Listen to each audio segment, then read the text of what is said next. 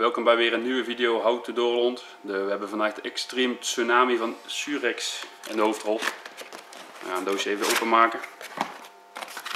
Je ziet dat de cakebox bestaat uit 5 losse cakes.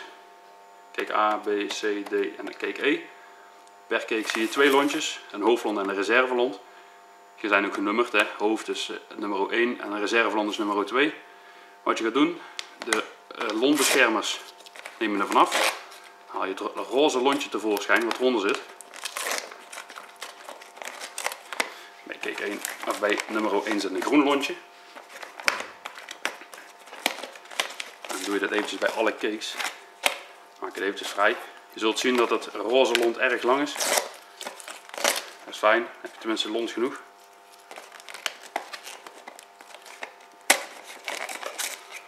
Alvorens dat we gaan beginnen moeten we eigenlijk ook nog zeggen, doorlont is op eigen risico. Dan ga eventjes na in je eigen land of het wel mag. Niet dat je illegale dingen aan het doen bent, dat is niet de bedoeling. Dat willen we iedereen afraden.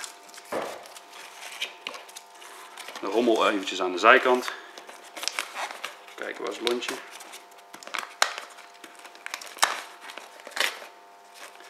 Voilà. Nou, wat we gaan doen, we gaan knopen erin maken. Even een platte knoop. Een dubbele platte knoop. En zo meteen nog eventjes een tapeje erom. Wat je nodig hebt bij doorlonten is het beste schilderstape gebruiken. Dat werkt het beste. Zoals ooit een bekende YouTuber altijd zei, altijd schilderstape gebruiken. Want dat brandt de mensen goed door. Even kijken. Nou, een knoopje. Ja, door die knoopjes te maken maak je een flinke bonk met vuur. En waar zoveel vuur is, gaat eigenlijk altijd dat lontje wel weer aan. Maar door dadelijk een tape te gebruiken, doe je na de knoop, doe je de lontjes samen binden.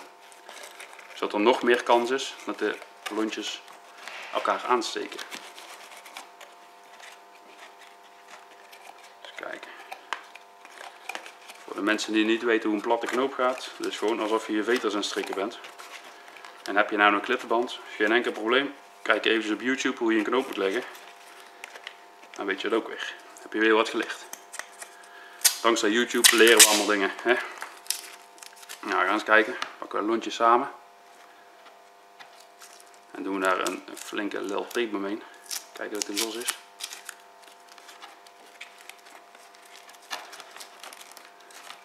Zorg dat die lontjes elkaar goed raken. Zodat optimaal contact is tussen de lontjes. En als hij klaar is, steek je hem tussen de cakes in. Hier. Om vonkoverslag te voorkomen. Vonkoverslag, zoals we bij de andere cakes hebben ook uitgelegd. Ja, dat zorgt ervoor dat je cake eigenlijk te snel afgaat. Die cake die is ontworpen op een bepaald tempo, een bepaald ritme zeg maar. Waarin het vuurwerk de lucht in gaat. Het zou zonde zijn als hij opeens veel te snel gaat. Dan heb je bijvoorbeeld ook het geld wat je ervoor betaald hebt, heb je gewoon in 30 seconden weg bijvoorbeeld. Dat is veel langer, of veel mooier om langer van je vuurwerkbox te genieten. Even kijken. Mooi inpakken. Kleuren die hier ertussen. Je ziet dat de lontjes al mooi weggewerkt zijn. Ja, hier, hier, hier. Nog 1 knoopje. Heb je thuis aluminium tape of iets dergelijks, isolerende tape, kun je die ook gebruiken om hierna nog eventjes de lontjes af te dekken tegen vonkoverslag. Maar kijk, op het moment heb ik geen aluminium tape, dus doen we eventjes de normale tape eroverheen. Kan geen kwaad, schiet de cake wel makkelijk doorheen. De cake schiet ook door het papier heen. Doen we dat over de lontjes, dat er geen vonken op de lontjes kunnen komen. En voilà, je hebt een hele mooie doorgelonte box die je bij cake A moet aansteken en dan vanzelf helemaal doorgaat en één prachtig geheel is. We gaan de video nog eventjes laten zien hier achteraan, dus blijf nog eventjes kijken.